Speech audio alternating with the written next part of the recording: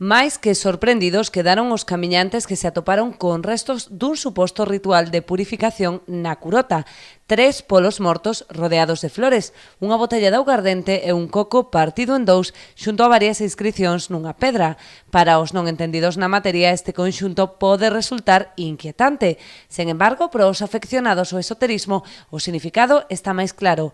Todo apunta a que se tratou dun ritual de purificación baseado na santería africana. Iso foi un traballo de limpia porque aí están as flores blancas. O aguardiente, as flores blancas, se for fijades, a flor está como un pouco, falta a folla, pasaron esa flor polo corpo da persoa para facerlle a limpia.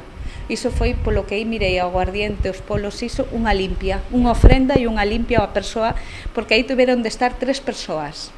A limpia non foi para unha persoa sola, porque se miran 3 polos, cada polo normalmente en todo Sudamérica representa unha persoa, entonces limpiase unha persoa por cada polo. A elección do monte da Curota non é casual, a pureza das enerxías nesta zona convértea nun dos lugares ideais para este tipo de cerimonias. Sempre se busca un alto dun monte polas enerxías, para invocacións.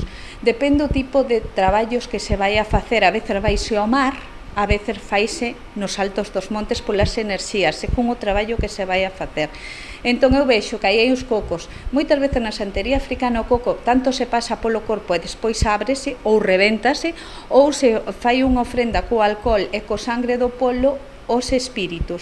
Non é a primeira vez que a Curota se converte en escenario deste tipo de rituais. Xa hai 2 anos apareceran restos similares que puideran estar relacionados con algún tipo de culto escurantista. Daquela as pintadas e os restos aparecidos na zona semellaban estar relacionadas con algún tipo de rito satánico. Sen embargo, a policía descartou a realización deste tipo de prácticas, concluindo que se tratou de actos vandálicos.